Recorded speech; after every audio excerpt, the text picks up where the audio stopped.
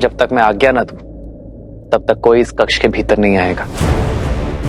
और यदि आया तो नियमानुसार महाराज राम उसे जो भी दंड देंगे उसके लिए वही निर्धारित होगा। जो इस आज्ञा का उल्लंघन करेगा,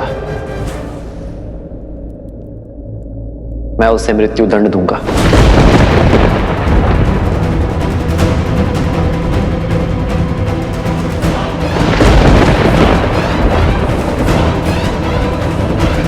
और बात यहां तक ना पहुंचे, यह सुनिश्चित करना तुम्हारा कर्तव्य है लक्ष्मण।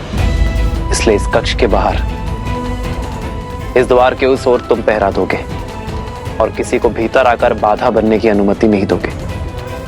जो आज्ञा भैया।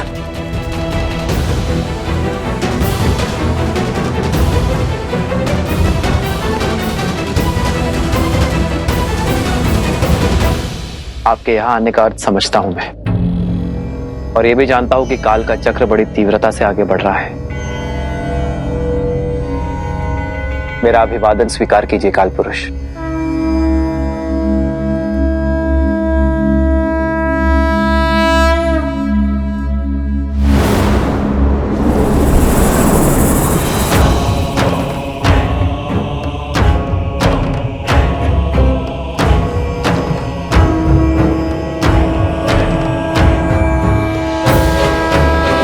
अयोध्या का हर कोना देख लिया, धर्म का हर रंग भांप लिया, किंतु आपके परम भक्त, परम सेवक श्री हनुमान के दर्शन नहीं कर पाया। कहाँ है राम भक्त हनुमान? आओ, इस ओर मेरा निवास है।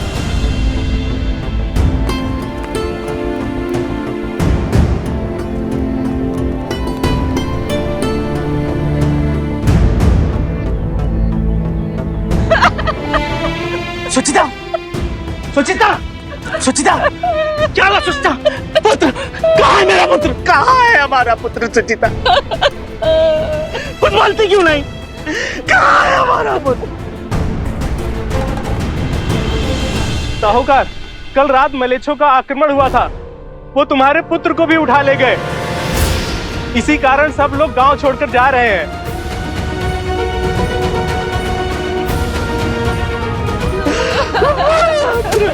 प्रभु,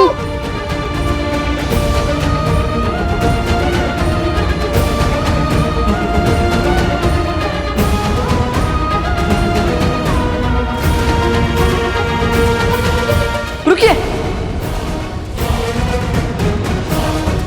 रुकिए, रुकिए, आप सुनिए।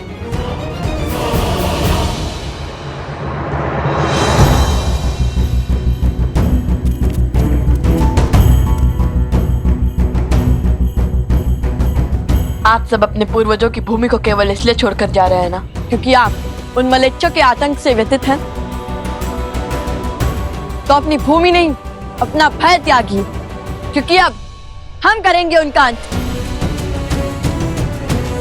हम देंगे आपको सुरक्षा की छाव, ताकि आपको अपनी पहचान, अपने पूर्वजों की धरोहर ना छोड़नी पड़े।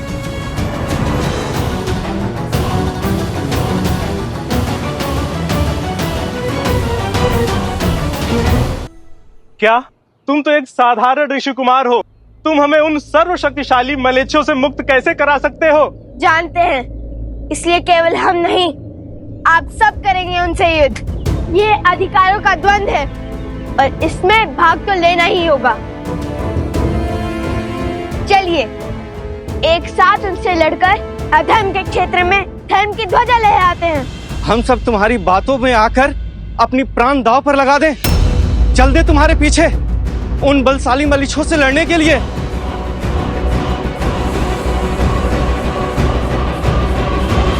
मैं जानता हूँ कि निर्णय और युद्ध दोनों ही सरल नहीं है, किंतु जिनके पास विश्वास की शक्ति होती है वो कोई भी युद्ध जीत सकते हैं। चलो मित्रों, आगे बढ़ो। ये दो नन्हे बालक स्वयं को अत्यधिक बलशाली समझ रहे हैं। ये स्वयं तो मरेंगे और हमें भी मरवाएंगे। भैया, ये तो हमारे पल पर संदेह कर रहे हैं। चलिए, इन्हें अपना सत्य बता देते हैं, अपना परिचय दे देते हैं। नहीं नहीं नहीं, अभी हम इस समय केवल एक दास हैं। कुछ भी नहीं। हाँ हाँ, तुम मेरे दास हो, मेरे आज्ञा का पालन करना तुम्हारा कर्तव्य है। जाओ जाओ, मेरे पुत्र को शीघ्र लेके आओ। यदि तुम दोनों ने ये कार्य संपूर्ण किया तो मैं तुम्हारा ऋण क्षमा कर दूंगा और अपनी दासता से तुम्हें मुक्त कर दूंगा।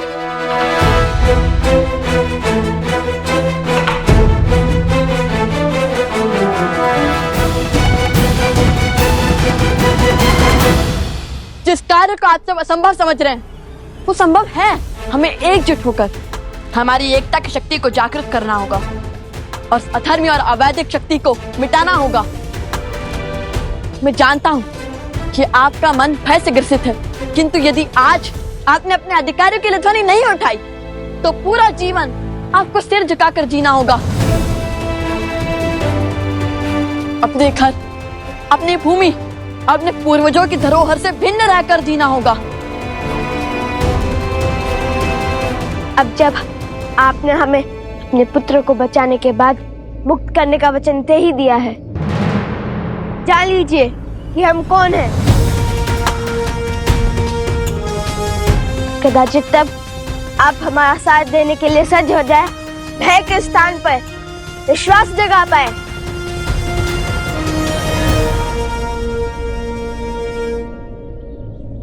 हम अयोध्यापति महाराज राम के पुत्र लव कुश हैं।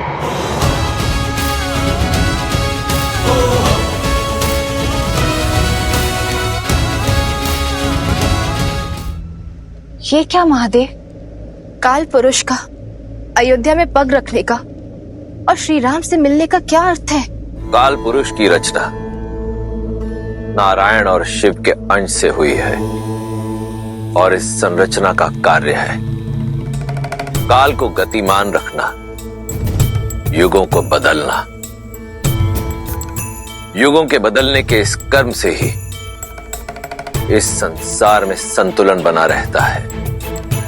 त्रेता युग के समाप्त होने और द्वापर युग के आरंभ होने का समय आ रहा है। काल पुरुष के अयोध्या में होने का केवल एक ही अर्थ है कि संसार के पालन करता नारायण के 7वें अवतार का धरती पर अब समय समाप्त होने को है। आपको लगता है कि हनुमान के रहते काल चक्र का लेखा जोखा रखने वाले काल पुरुष मुझ तक पहुंच पाते, अयोध्या में अपने पग रख पाते? यमराज का संदेश लेकर मेरे राज्य तक पहुंचना, मुझसे भेंट करना यह असंभव का संभव होने के समान है। यदि हनुमान को इसकी भनक लगी तो महाबली किस रूप में आ जाएंगे और कितना प्रलय मचाएंगे ये तो मैं भी नहीं जानता काल पुरुष। और इसी कारणवश मैंने हनुमान को लवकुश के साथ अयोध्या से बहुत दूर भेज दिया। कौन है ये पुरुष और भैया ने भीतर आने का इतना घोर दंड क्यों निश्चित किया? बात अवश्य ही अत्यंत गंभीर है, अन्यथा भैया ऐसा कभी करते तो नहीं।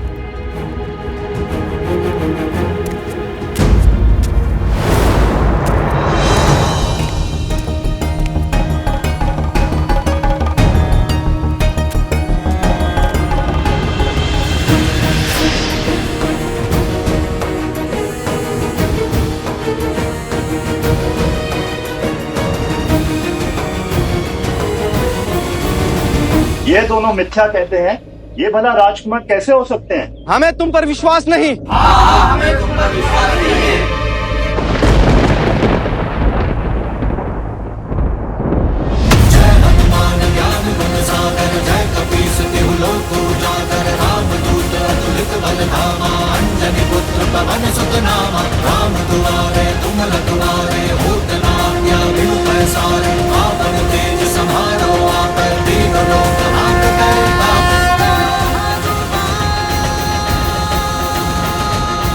प्रभु श्री राम के दास इस हनुमान पे तो विश्वास है। हनुमान जी, हनुमान जी हैं, हनुमान जी, हनुमान जी। हाँ, ये वही है। उचित सुना है इनके विषय में। ये हैं कौशल नरेश प्रभु श्री राम के पुत्र राजकुमार लव और राजकुमार कुश।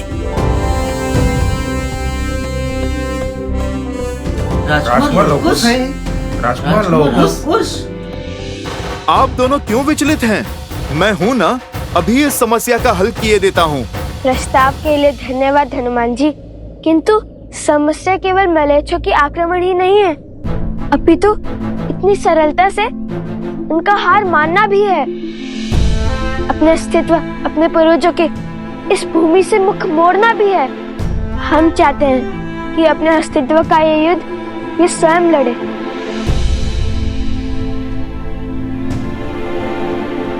अब आप सत्य जान चुके हैं, तो बताइए, आप सब सज्ज हैं युद्ध के लिए?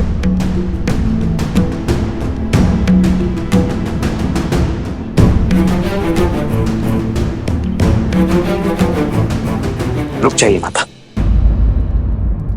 भैया का आदेश है कि इस समय भीतर कोई भी नहीं जा सकता। पुत्र, मैं मंदिर से आ रही हूँ। आज राम के लिए विष्णु भगवान के समक्ष आज विशेष अनुष्ठान करवाया था, बस उसी का प्रसाद देने जा रही हूँ। ऐसे शुभ कार्य में बाधा नहीं बनते। हटो मेरे मार्ग से। माता, मैं एक माता का मन समझता हूँ माता, परंतु आज आपको भी अपने इस पुत्र की दुविधा समझनी होगी। समझने का प्रयास कीजिए। इस समय भैया के समक्ष जाना उचित नहीं है। महाराज का आदेश है माता कि इस समय उनसे कोई भी भेंट नहीं कर सकता।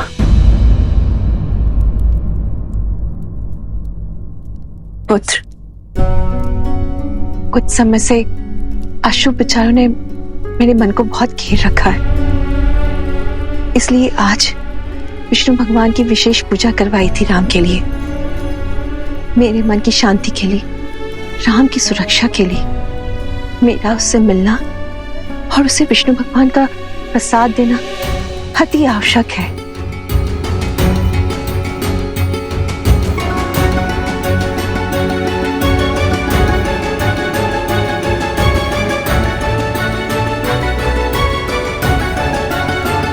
माता, आज तक अपने भैया का दिया हुआ प्रत्येक कर्तव्य पूरी निष्ठा से निभाता आया हूं मैं, और आज भी निभाऊंगा। उनकी इस भेंट में किसी भी प्रकार का कोई व्यवधान आने नहीं दूंगा मैं, क्योंकि यदि ऐसा हुआ तो उससे सबसे अधिक पीड़ा भैया को ही होगी, जिससे आप भी प्रसन्न नहीं रह पाएंगी माता। इसीलिए मेरी आपसे ये हाथ जोड़कर विनती है, निवेदन है, कृपा करके इस समय यहां से लौट जाइए।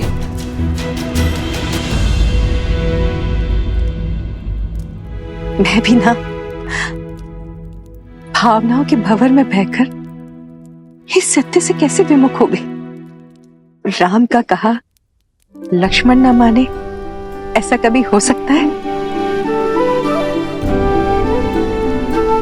तुम दोनों में तो एक दूसरे की आत्मा बसती है।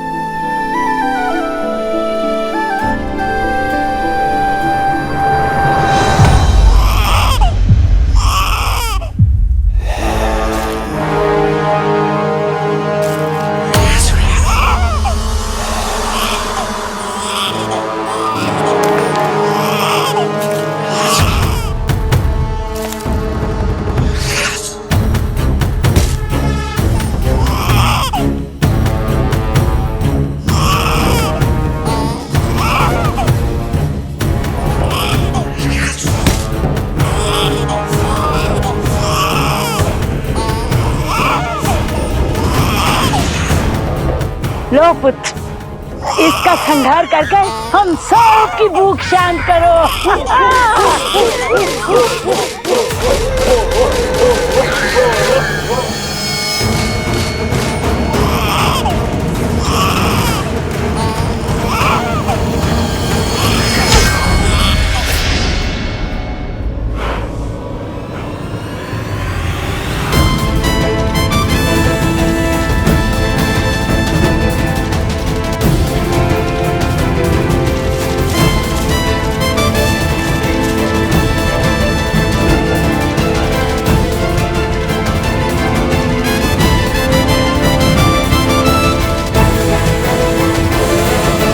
उचित कहा श्री राम।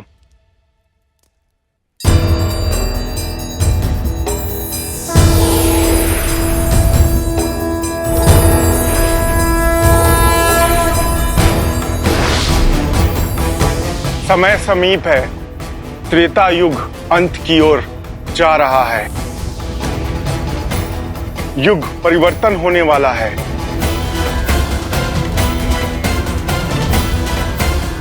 शीघ्र ही आपको अपने इस अवतार रूपी शरीर को त्याग करके वैकुंठ की ओर प्रस्थान करना होगा, जहां देवी लक्ष्मी आपकी प्रतीक्षा कर रही हैं।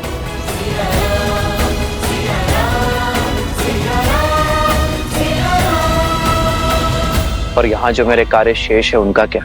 लव कुश और बाकी सभी वंशज कुछ ही समय में शीघ्र ही कौशल को संभालने योग्य हो जाएंगे। जैसे ही आपका ये कार्य संपूर्ण होगा, वैसे ही आपको अपना ये शरीर त्यागना होगा और उससे पूर्व वैकुंठ में आपकी सैया को सज्ज होना होगा।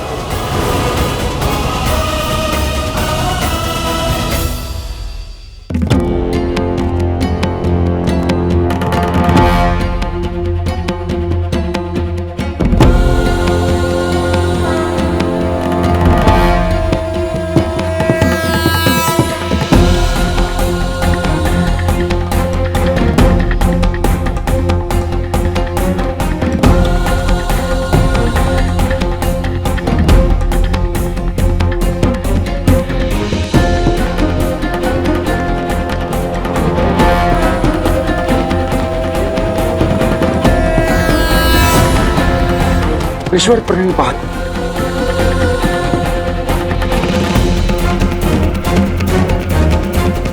ये यहां और इस समय कहीं क्रोधित ना हो जाए।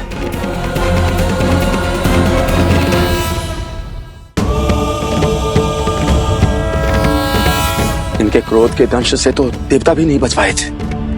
जाओ, शीघ्र जाओ, सभी को सूचित कर दो। ऋषिवर की स्वागत की तैयारी करो। अरे आगे से नहीं, पीछे की मार्ग से जाओ। ऋषिवर के सामने से जाने की कभी भूल भी मत करना। जाओ।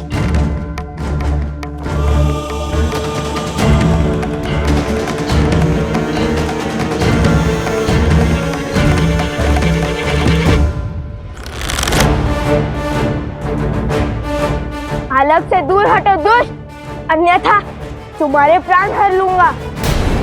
संपूर्ण आर्यावर्त के एक मात्र महाराज कौशल नरेश राजा राम की आज्ञा और कृपा से हम तुम्हें अंतिम चेतावनी दे रहे हैं। चुन लो, आत्मसमर्पण या मृत्यु। इसका निर्णय अभी हो जाएगा।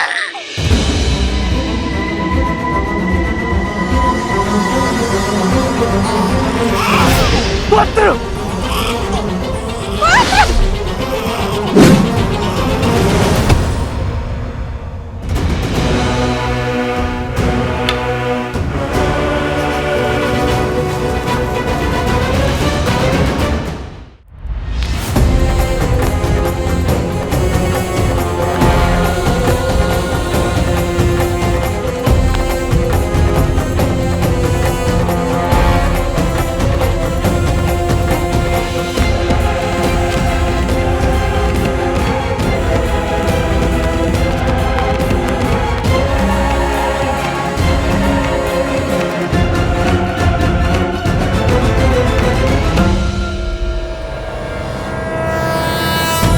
महातपस्वी महर्षि दुर्वासा के चरणों में राज अनुज लक्ष्मण का नमन। यशस्वी भव। आज्ञा करें देव, ये लक्ष्मण आपकी सेवा में प्रस्तुत। मुझे अयोध्यापति श्री राम से भेंट करनी है इसी क्षण। जब तक मैं आज्ञा न दूं, तब तक कोई इस कक्ष के भीतर नहीं आएगा। जो इस आज्ञा का उल्लंघन करेगा, मैं उसे मृत्यु दंड दूंगा।